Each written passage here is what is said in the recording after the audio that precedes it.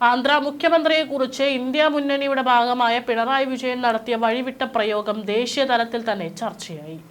പിണറായിയുടെ പ്രസ്താവനയെ MA. Baby ഉൾപ്പെടെയുള്ള CPM നേതാക്കൾ അനുചിതമെന്നാണ് വിശേഷിപ്പിച്ചത്. എന്നാൽ CPM നേതാക്കൾ ഇക്കാര്യം തുറന്നു പറയില്ല. പ്രസ്താവന പുറത്തു വന്നതിന് പിന്നാലെ എം.എ. ബേബിയും മുഖ്യമന്ത്രിയും തമ്മിൽ സംസാരിച്ചെന്നാണ് വിവരം. തുടർന്നാണ് ഡിയർ രേവന്ത് റെഡ്ഡി എന്ന് അഭിസംബോധന ചെയ്ത് മുഖ്യമന്ത്രി പിണറായി വിജയൻ കത്തെഴുതിയത്. ഡാഷ് മോനെ രേവന്ത പ്രയോഗത്തിന് ശേഷം ഡിയർ ശ്രീ രേവന്ത് റെഡ്ഡി എന്ന അഭിസംബോധനയോടെയാണ് മുഖ്യമന്ത്രി പിണറായി വിജയന്റെ കത്ത് തുടങ്ങുന്നത്.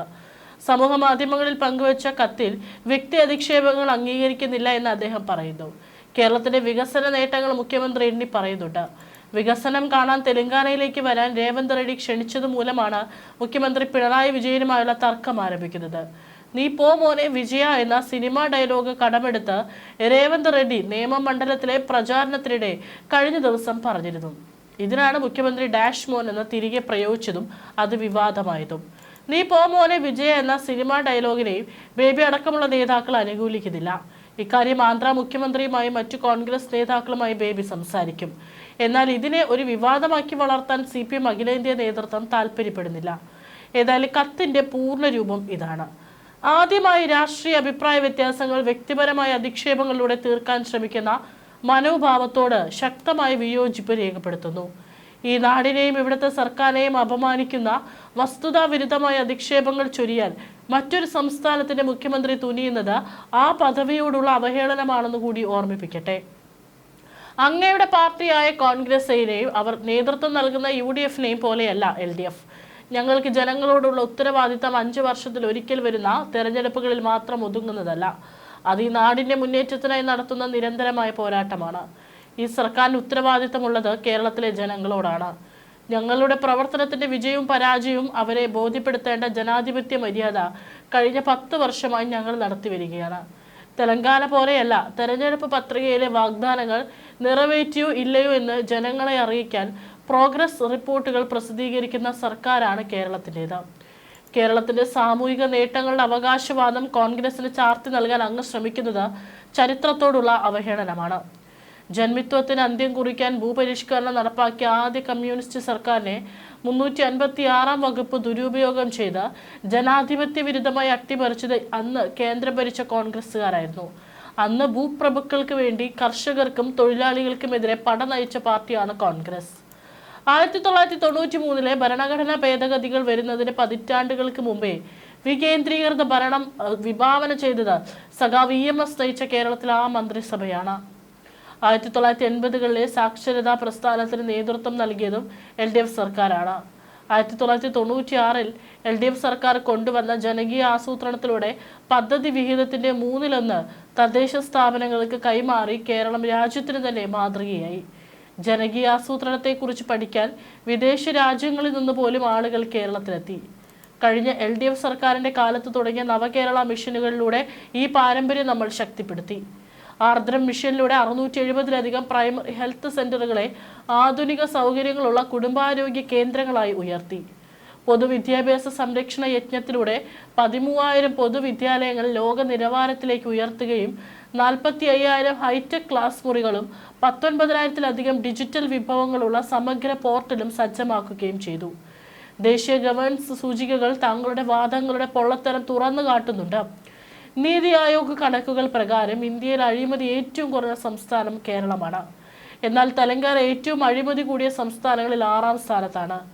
ദേശീയ സുസ്ഥിര വികസന സൂചികയിൽ 79 പോയിന്റോടെ കേരളം 1-ാമതാണ്. തെലങ്കാന അവിടെ 6-ാമതാണ്. വ്യവസായങ്ങൾ അനുയോജ്യമല്ലാത്ത മണ്ണെന്ന ദുർഖ്യാതി തിരുത്തി വ്യവസായ സൗഹൃദ റാങ്കിങ്ങിലും ഈ സർക്കാരിന്റെ കാലത്ത് കേരളം 1-ാമതെത്തി നിൽക്കുന്നു. 2026-ലെ IT നയത്തിലൂടെ ഇന്ത്യയുടെ IT കയറ്റുമതിയുടെ 10% നേടാനാണ് നമ്മൾ ലക്ഷ്യമിടുന്നത്.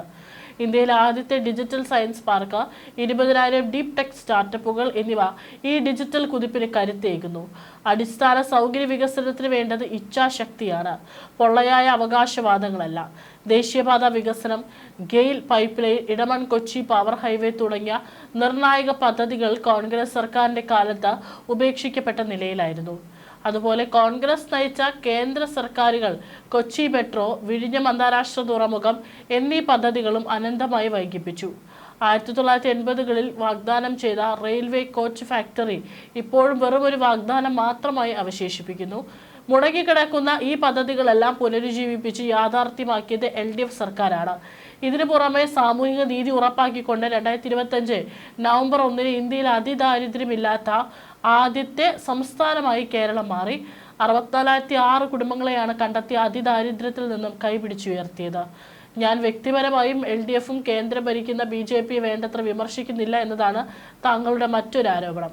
എന്നാൽ സംസ്ഥാനങ്ങളുടെ അവകാശങ്ങൾ കവർന്നെടുക്കുന്ന BJP സർക്കാരിന്റെ നടപടികൾക്കെതിരെ ഭരണഘടനയുടെ 131, 32 അനുച്ഛേദങ്ങൾ പ്രകാരം സുപ്രീം കോടതിയിൽ നിയമ പോരാട്ടം നടത്തുന്നത് കേരളമാണ്. 16ാം ധനകാര്യ കമ്മീഷനുമായി ബന്ധപ്പെട്ട സംയുക്ത നീക്കങ്ങൾ ഉൾപ്പെടെ BJP ഇതര സംസ്ഥാനങ്ങളെ ഒന്നിപ്പിക്കുന്നതിലും കേരളം മുൻപന്തിയിലുണ്ട്. ഭരണഘടനാ മൂല്യങ്ങളെ തകർക്കുന്ന കേന്ദ്ര സർക്കാരിന്റെ നടപടികൾക്കെതിരെ ശക്തമായ നിലപാട് സ്വീകരിക്കുന്നതിൽ LDF സർക്കാർ എക്കാലത്തും വിട്ടുവീഴ്ചയില്ലാത്ത സമീപനമാണ് സ്വീകരിച്ചിട്ടുള്ളത്. എന്നാൽ ശക്തമായ നിലപാടുകൾ പ്രകടിപ്പിക്കാൻ മാന്യതയുടെ അതിർവരമ്പുകൾ ലംഘിക്കുന്ന ഭാഷ ഉപയോഗിക്കണമെന്നതിനോട് എനിക്ക് യോജിക്കാനാകില്ല. മുന്നോട്ട് തന്നെ പോകും. നവകേരള സൃഷ്ടിയിലൂടെ എല്ലാവർക്കും മാതൃക കാട്ടി മുന്നോട്ട് തന്നെ പോകും. സ്നേഹപൂർവ്വം പിണറായി വിജയൻ. ഇതാണ് കത്ത്. പിണറായി രേവന്ത് റെഡ്ഡി പോലെ പ്രധാനമന്ത്രിക്കും BJP നേതൃത്വത്തിന് സമ്മാനിച്ച ആഹ്ലാദം ചെറുതല്ല. കേരളത്തിൽ നിയമസഭാ തെരഞ്ഞെടുപ്പ് നടക്കാൻ മണിക്കൂറുകൾ മാത്രം ബാക്കി നിൽക്കെ ഇന്ത്യ മുന്നണിയിലെ 2 പ്രബല കക്ഷികൾ പരസ്പരം തെറി പറഞ്ഞ് രസിക്കുന്നത് BJPക്ക് നൽകിയ ആഹ്ലാദം നിസ്സീമമാണ്. പിണറായി പണ്ടും ഇത്തരം നീക്കങ്ങൾ നടത്തിയ നേതാവാണ്. ഇത്തരം ചടുലമായ നീക്കങ്ങളാണ് പിണറായിയെ പിണറായിയാക്കിയിട്ടുള്ളത്. കേരളത്തിൽ BJP CPM രഹസ്യധാരണയുണ്ടെന്ന ആരോപണം അന്തരീക്ഷത്തിൽ നിഴൽ പോലെ പടരുന്നതിനിടയിലാണ് രേവന്ത് റെഡ്ഡി പിണറായി പോരെ കടുത്തത്. ഡാഷ് മോനെ എന്ന് വിളിക്കുന്നത് കേരളത്തിലെ ഒരു തെറി പദമാണ്.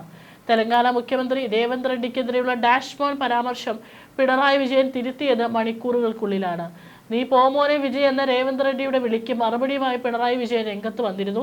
മുഖ്യമന്ത്രി എന്ന നിലയിൽ രേവന്ത് റെഡ്ഡി പാലിക്കേണ്ട ചില മര്യാദകളുണ്ട്. അദ്ദേഹം അത് കാണിക്കുന്നുണ്ടോ എന്ന് പരിശോധിക്കണമെന്നാണ് മുഖ്യമന്ത്രി പറഞ്ഞത്. ഡാഷ് മോനെ രേവന്ത് റെഡ്ഡി മറുപടി വരുന്നുണ്ട് എന്ന് മാത്രമേ പറയാനുള്ളൂ എന്നും മുഖ്യമന്ത്രി പറഞ്ഞിരുന്നു. ഇത് കോൺഗ്രസ് വലിയ വിവാദമാക്കിയിരുന്നു.